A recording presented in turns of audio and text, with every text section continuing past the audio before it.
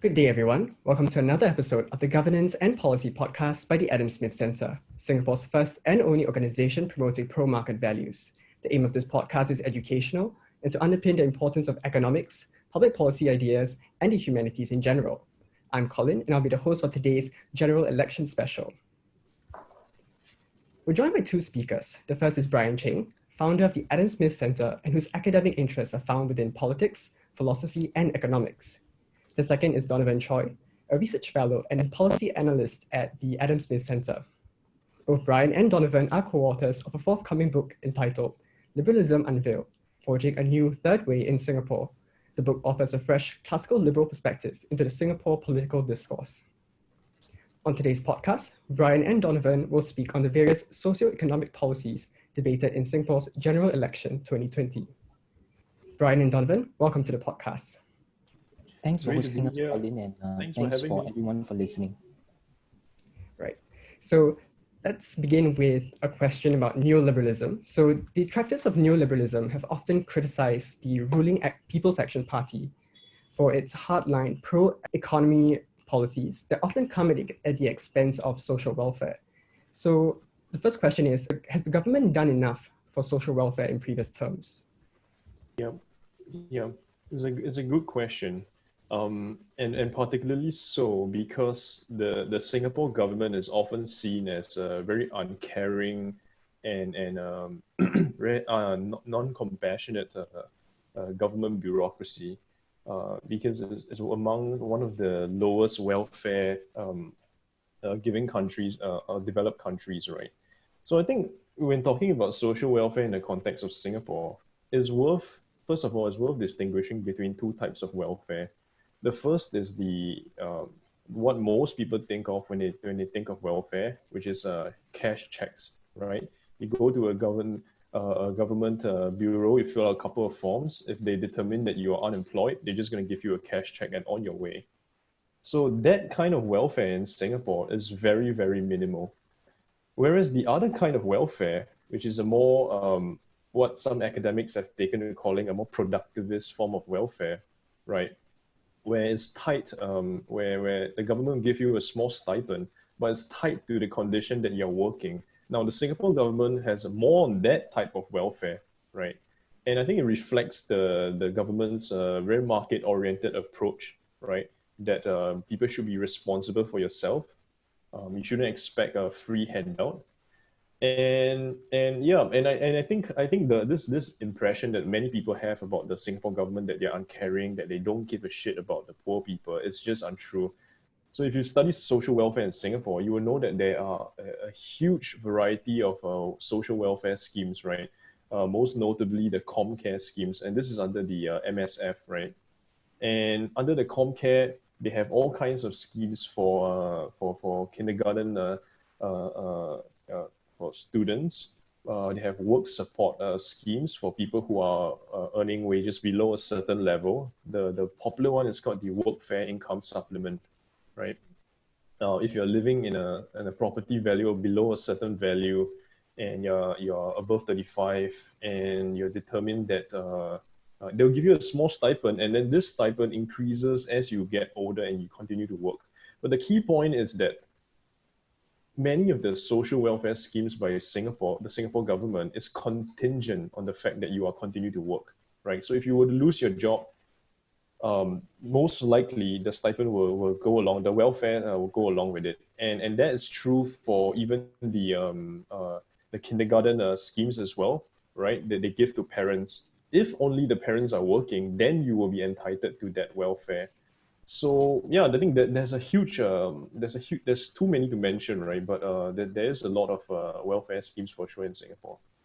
I think what Donovan mentioned about the pro-work orientation of our welfare policies, I think it's a very important insight that Singaporeans should pay more attention to. If I may just raise a statement that Minister Balakrishnan made, I think it was in a recent debate or earlier, right? He said the best form of welfare is a job, right? So the best way of empowering someone is to give them a source of income. You are poor because you don't have a source of income, or you don't have a high enough a source of income, right? So it's important for the government or policy makers to create an environment whereby jobs are created, right? And jobs are created when businesses have a friendly environment to do business in, right? And that's why, when we talk about economic freedom, it's so important, right? Having low taxes, having a pro-business environment is not just for, the corporations and rich people, because we want to have a pro-business environment. That's where jobs are created. That's where we give, people a source of income, you know. And if I may just, since we're talking about the election, if I may just quote, another minister, right? I think it was Ong Ye Kung, education minister. I think last year he said something along the lines of how giving handouts is not dignity.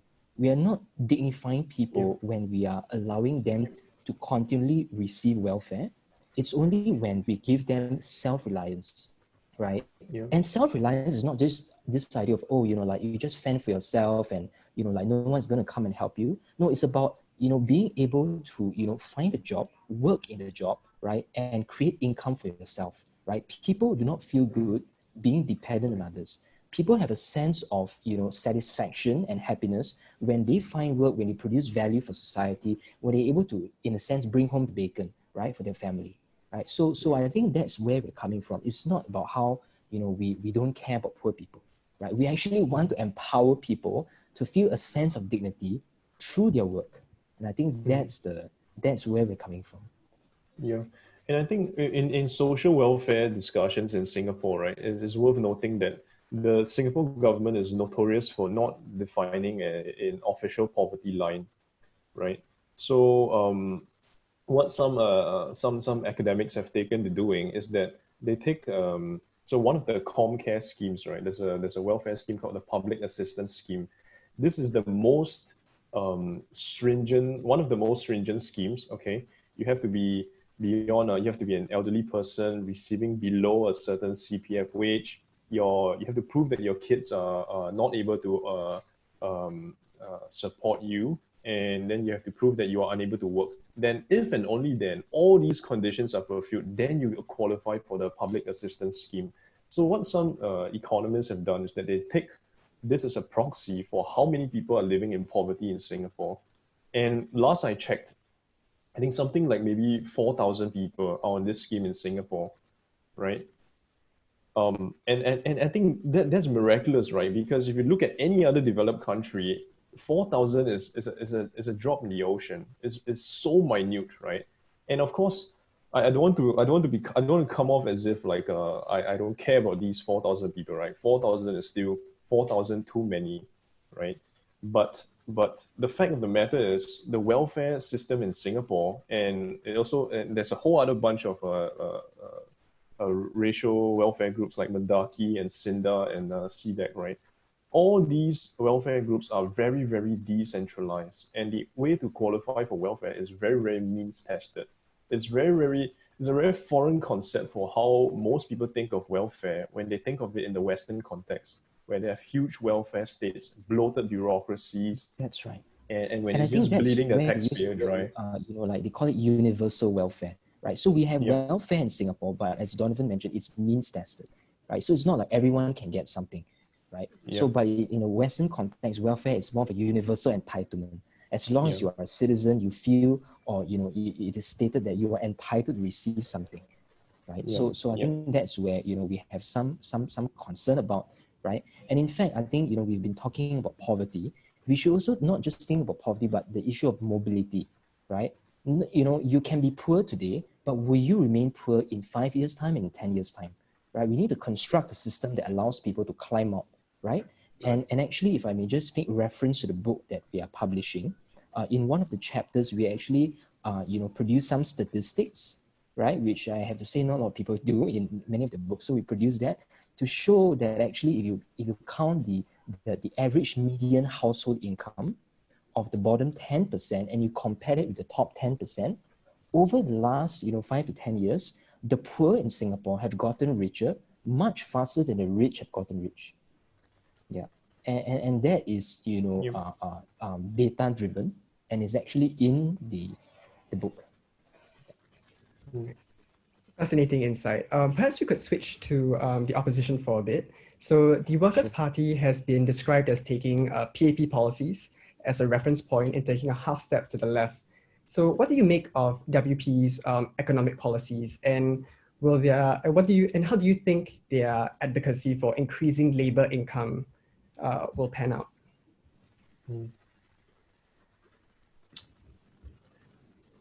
Bryan, you want to take this one? Okay. Well, I think first of all, we need to acknowledge that the Workers' Party, as the name clearly suggests, is a more center-left party as compared to the PAP, which is a more center-right party. So I understand where the minister is coming from when he says that it's PAP light, but I don't quite fully agree with that, because I think there are some fundamental philosophical differences, between the PAP and the Workers' Party, right? So even though on surface the policy is not radically different, the Workers' Party, they strongly believe that as you rightly pointed out, that labor is significantly more important than capital in some way, right? So a lot of their policies do follow from some of these premises. They put a lot of emphasis on equality. That's why they have policies such as the national minimum wage, right? So there are clear philosophical differences, and I think this reflects the increasing left-right divide in Singapore, whereby the PAP being a center-right party, you have a lot more opposition parties emerging on the left, criticizing the PAP. So we have this left-right dichotomy. I think what Donovan and I are trying to do is to show that there is a better way that's beyond this dichotomy of left and right? And I think if we discuss specifically the issue of the minimum wage, which seems to be one of the signature policies, the Workers' Party and many of the opposition parties, I think we should be very concerned about it, right? So the PAP has mentioned many times that they do not like the idea of a minimum wage, right? I'm in support of that idea, but that's not because I'm a card-carrying member of the PAP. I'm not an official member in any sense, right? But I think we come from a more academic perspective when we do analysis and we realize that the minimum wage may not be a very good idea, right? So I think one of the common things that people who advocate this policy like to say is that, you are coming from a very Econs 101 perspective, right? You are using a simple textbook model, of free market and saying that when there's a minimum wage, you are creating unemployment. And these advocates of minimum wage, they go out, they make observations of countries, of cities who do the minimum wage and somehow there is no unemployment effect. So they use that as evidence to say that once Singapore implements the minimum wage, it is not necessarily true that we will create unemployment as the PAP suggested. Therefore, it may not be that bad a policy after all. Because the PAP has been saying, oh, we don't want it because it will cause people to lose their jobs. But we don't see that in many countries. So therefore, maybe what the PAP is saying, is not borne out of evidence. It's just, what they are used to saying over the last 30 years, right? And I think we have to look beyond, this. Economists like to tell us not just look at the seen. We have to look at what is unseen as well. Right. And maybe Donovan can go ahead. So on that note, right, Dr. James Lim, he's a new candidate of the Workers' Party. He's basically all over the internet right now, right? He's a rock star economist as of 2 weeks ago, and I think Dr. Lim in particular, he has been pushing out posts, or I've seen it on Twitter, on Instagram, advocating explicitly for a minimum wage, right? And this post has been amplified by celebrities. I think members of the Sam Willows, I believe it was, amplified, and it's reaching a lot of people. So in his post, right, Dr. Lim cites a very famous minimum wage paper by Card and Krueger, right? So for people who don't who don't major in econs, you can't have a discussion on the minimum wage without reference to this Card and Krueger 1992 paper. It is by far one of the most widely cited papers in the minimum wage debate. And the reason for that is because it reaches very unintuitive conclusions, which essentially upends a lot of what the classical economics teaches us, which is that if you, the study basically comes to the conclusion that if you raise wages, you're going to have not only not a dip in employment, we're going to have a slight improvement in employment, right? So very, very unintuitive. And and Dr. Lim has been citing this paper, and it has been, and the thing is, this paper has been so widely discredited, right, by so many different studies. If you just go into Google Scholar and type, and you'll find tons of it. So, for instance, I think the Employment Policy Institute, they actually they dissected this Card and Krueger study, and they found that there were so many anomalies and measurement errors, right? For instance, one of the recorded data point in the Card and Krueger study actually says that before the minimum wage, there was 0 full-time and 0 part-time workers. And 8 months later, after the minimum wage hike, there was actually 29 full-time staff and 14 part-time staff, right? So that's incredible, right? You're telling me that the government steps in and raises the wage floor and have so many more workers.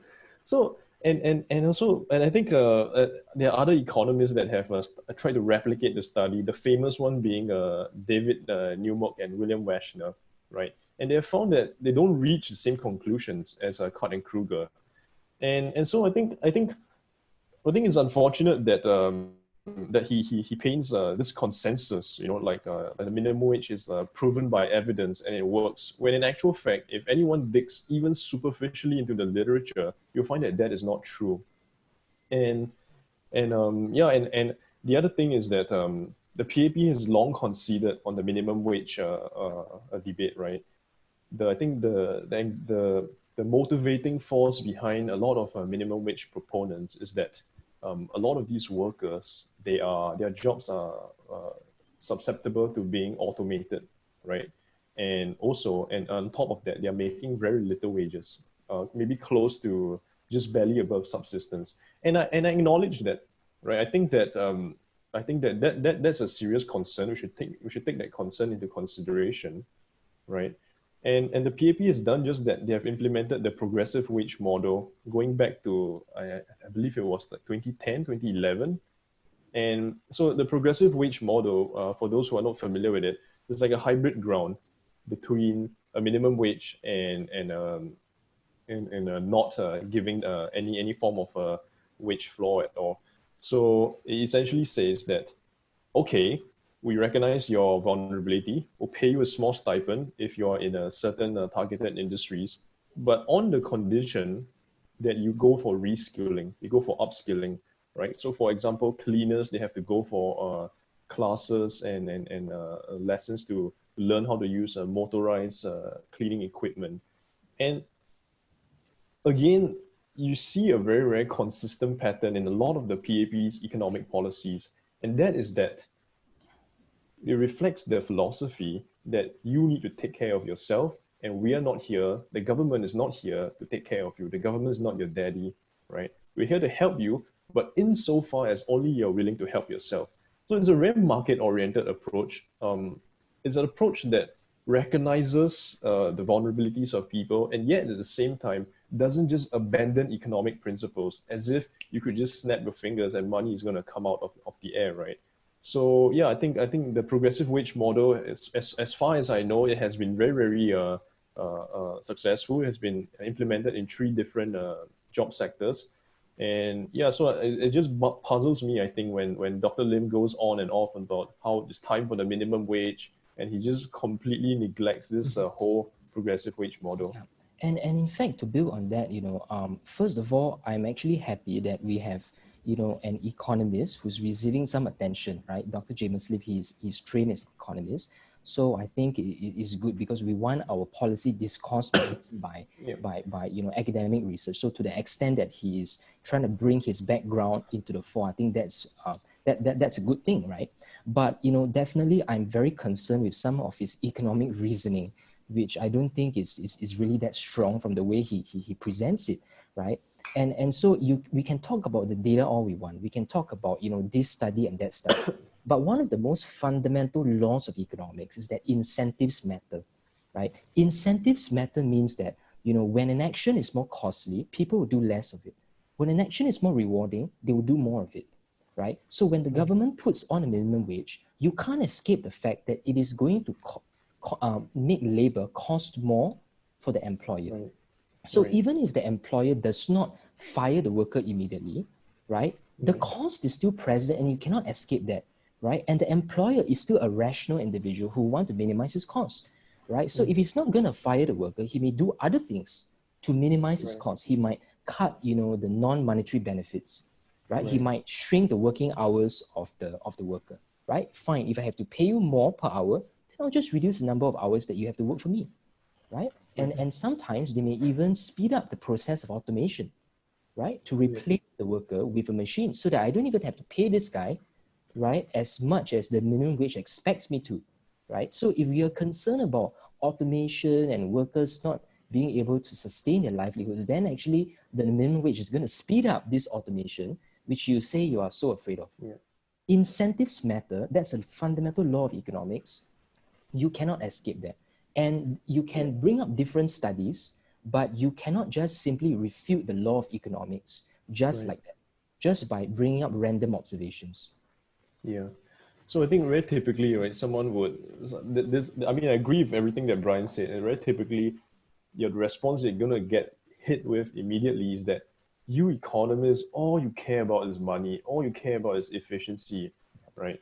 And I certainly don't think that economic efficiency should be the be all and end all yardstick for which we conduct policy, right? But you see, if you don't have a strict economic constraint on your policies, it just means that the costs are going to bleed into other areas. So the minimum wage debate is very often framed as a trade-off between employment and higher wages. But in reality, you can raise the minimum wage and you won't see unemployment, but the costs are going to bleed into the many different areas that Bryan was talking about. For instance, it might raise supplier costs, right? So for instance, McDonald's might raise the cost to, I don't know, the buns that they buy or the patties that they buy. And how does that cost take into account? It's going to affect those industries which also have their own low-wage workers that are working there, right? So even if you don't see unemployment going up in the fast food restaurants, it might be going up somewhere else, and someone somewhere else is going to be paying for these costs. Yeah. Right. So we've spoken quite a bit about workers and social welfare, and maybe let's turn our attention to how the government intends to take care of them in this COVID-19 climate. So, it's been reported that the PAP has spent an unprecedented amount in Singapore's history on post-COVID-19 economic stimulus packages. So to what extent are these packages economically sound and or politically motivated? Well, I think first of all, we have to acknowledge that all politicians have incentives, right? If you are a politician, you want to maximize your votes. You want to show to people that, you are caring for them. So I think that is something inescapable, that whether you're Workers' Party supporter or PAP, you can't escape these incentives, right? But actually, having said that, we have to acknowledge that even though the PAP government spent billions of dollars in an unprecedented way this year, right? It is actually out of reserves, right? They are not running, like severe budget deficits and debt year on year, right? The reason why they were able to spend so much money is only because they have been very fiscally prudent over the many years that they have been in power, right?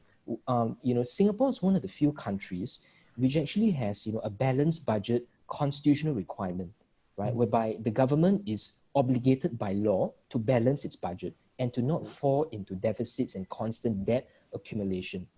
Which is very typical of many other countries. Exactly. And that makes a very important difference. It means that, when we have to spend money, right, then, in an unprecedented way, because this is an emergency, and I think, we are fair-minded people, we can make an exception here, right? It is not done in an irresponsible manner, right? And I think that's actually very important.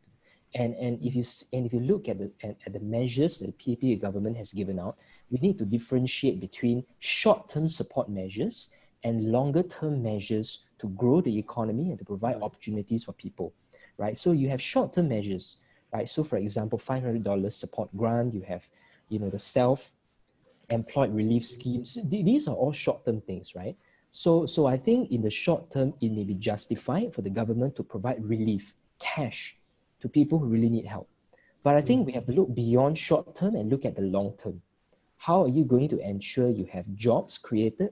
How are you going to ensure you have businesses continuing to flourish, in the next 3, 5, 10 years, right? And I think that's the important debate that we need to have. And I'm not sure if some of the opposition parties are really giving, a strong and a coherent, a plan for this, right? But having said that, I'm not like, just saying that everything that PAP is doing is good, because actually, if you read the book that we are publishing, we actually do show that sometimes the PAP relies a little bit too much on very centralized mechanisms, to identify certain industries that they think is the future, whether it's biomedical or whatever. And then they say, you know what? This is the Committee for Future Economy. These are 23 industries that we are targeting, and we're just going to put millions of dollars inside.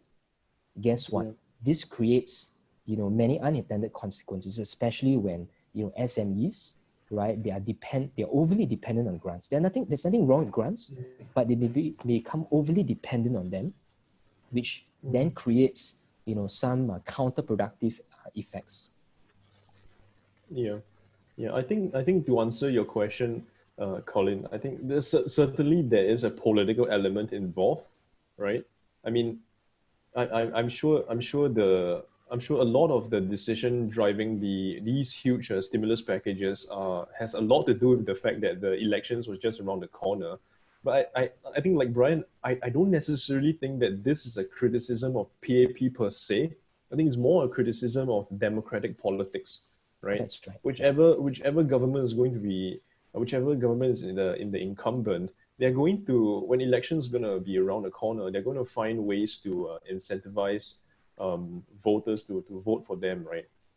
And and I think a lot of what Bryan has already said on the stimulus spending being funded by reserves is true, and I don't think enough Singaporeans appreciate that fact, because it's a bit of actually to me it's a bit of an economic miracle, to be honest, right? If you look across the world and you see so many developed countries, they're just spending more and more based off debt that they're accumulating, right? And it's like when the countries are spending debt, right, it becomes like this foreign number that everyone is accountable for it, but no one is really accountable for it. So then like when nobody really owns it, there's an incentive to just keep jacking it up, right?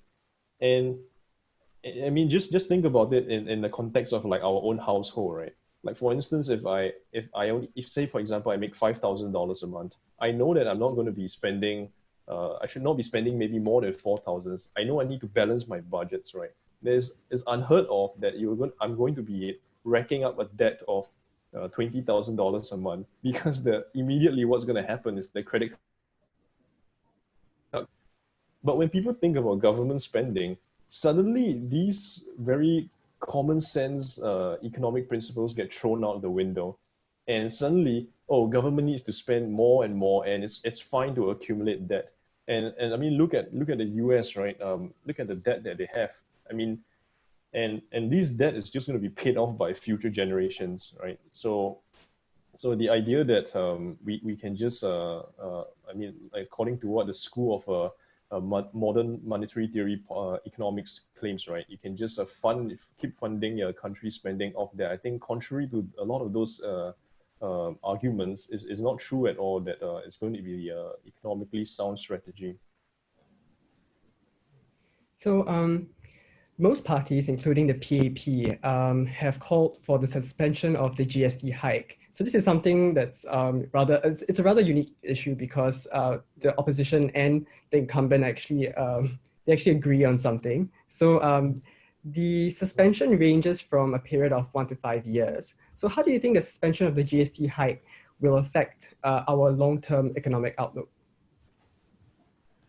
Okay, so I think when we discuss GST, we need to think about the idea of taxes in a more general way.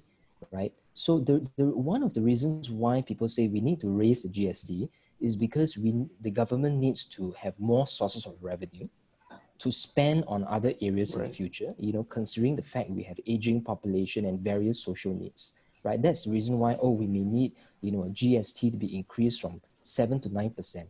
So I think, the only way to answer if this is really justified is we need to know what are all the spending projections, in the future, and match that with all the revenue that is currently collected and all the revenue projections moving into the next 5 to 10 years, right? I think that's really the best and most sound way of making that judgment, whether, the 2% increase in GST is really justified, right? But I think, as much as I don't like higher taxes and I don't like to see taxes being jacked up, I would rather go for an increase in GST rather than some of the, crazy tax proposals that we have, from the opposition, right? If I may just raise the example of the SDP, right? They are if I'm not wrong, correct me if I'm wrong, Donovan, I think they are the only party who's proposing what we call a wealth tax, okay? Yeah, And not a just a capital wealth. gains tax. That's Well, right, yeah. So a wealth tax is different from an income tax, right? Because the income tax is a tax on what you receive monthly from your job. A wealth tax is a tax on your assets, on your possessions, and things that you actually have, right? And some supporters or some people in public, they may say, oh, we should be so thankful that we have such a courageous individual from the SDP championing such a radical policy that many other opposition parties are unwilling or unable to take up, right? Considering the fact that this wealth tax policy is also supported by very famous economists like Thomas Piketty, right, in the world. But if I may just highlight some uncomfortable facts, which I think should be considered here. In Europe, okay, many countries had adopted a wealth tax. Okay, so the number of European countries with annual wealth taxes had fallen from 12 in 1990, and today it's just less than 3 countries.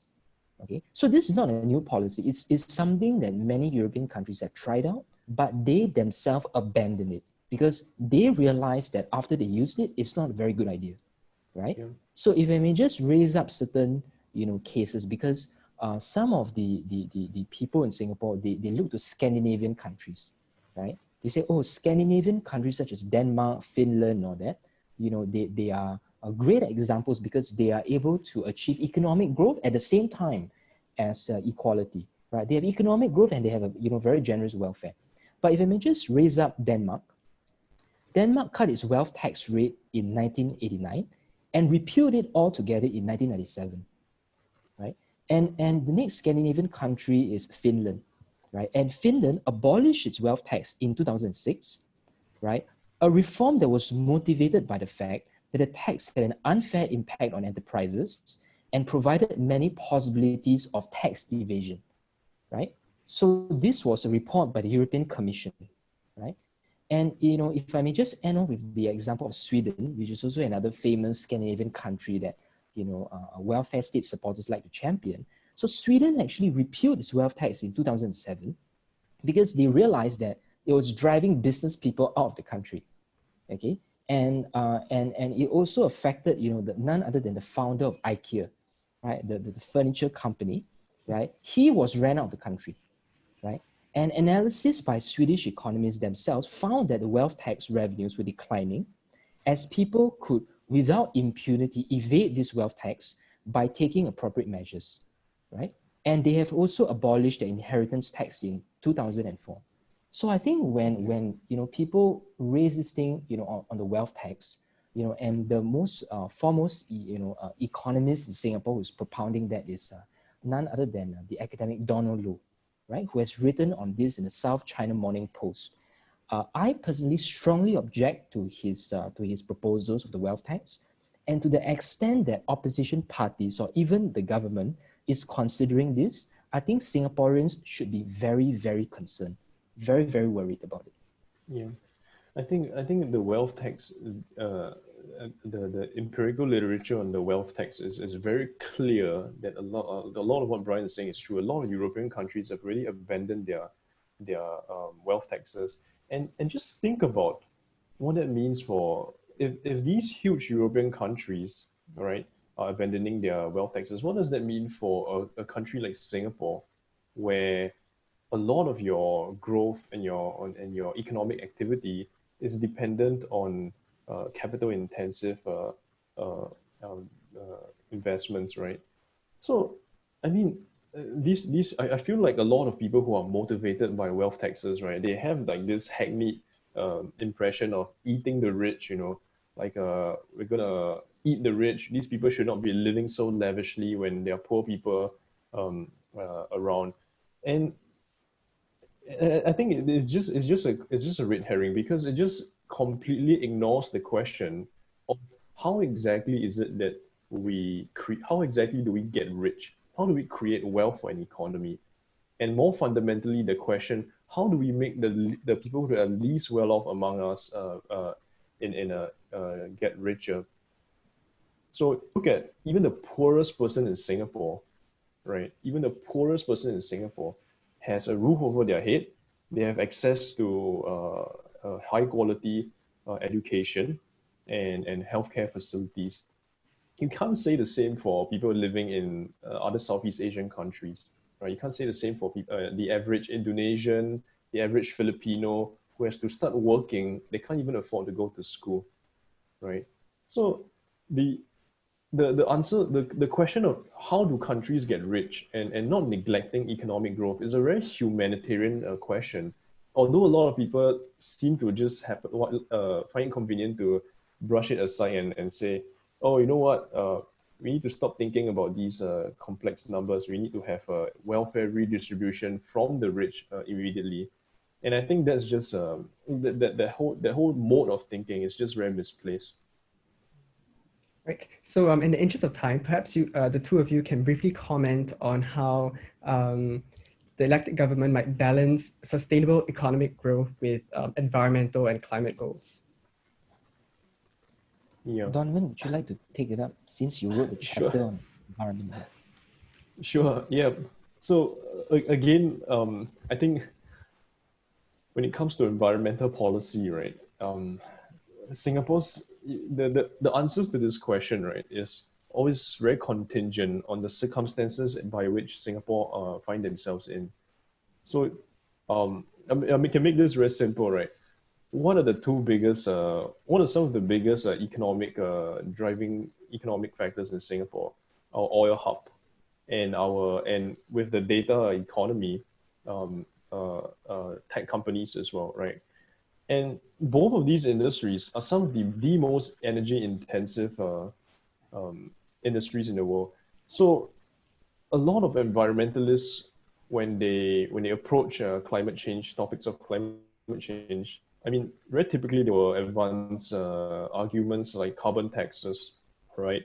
Or they'll cite maybe some IPCC standards of having to lower emissions to a certain level by the year 2030.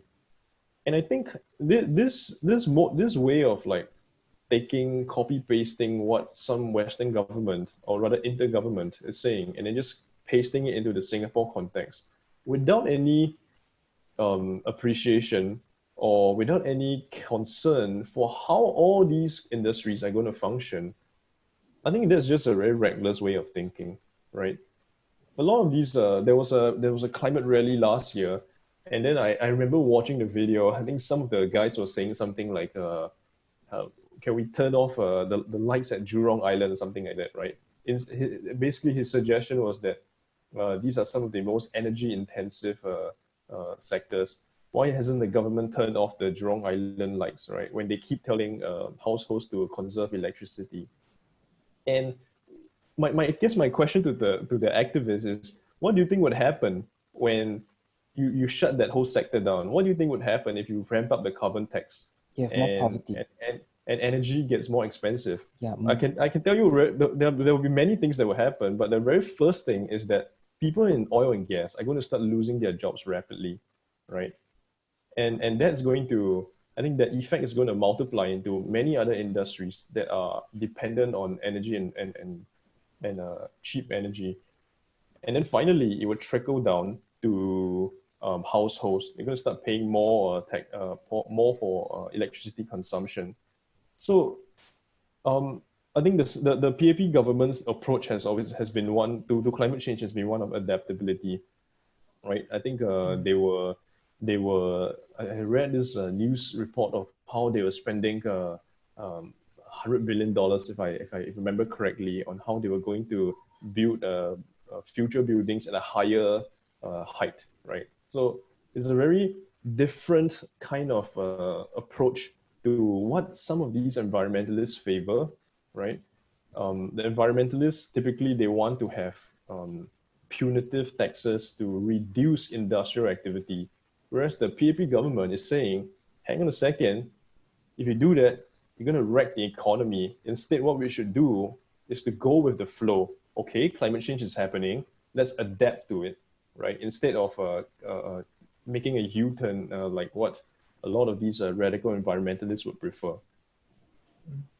And you know, I think on a final note, you know, since we're talking about the election, you know, people like to ask me, so you know, you must therefore be a PAP supporter, right? If you say all these things, you know, every election, whether it's GE 2011 or 2015, even now, I'm always in a dilemma, right? Because on one hand, you know, when the opposition parties they champion diversity, increase political competition, freeing up the media space and the political space, you know, I can get behind that, you know, because I think, you know, every society needs to have more voices, you know, greater alternatives, you know, to be contested against each other. So Singaporeans have choice, right? They have greater accountability. I can totally get behind that.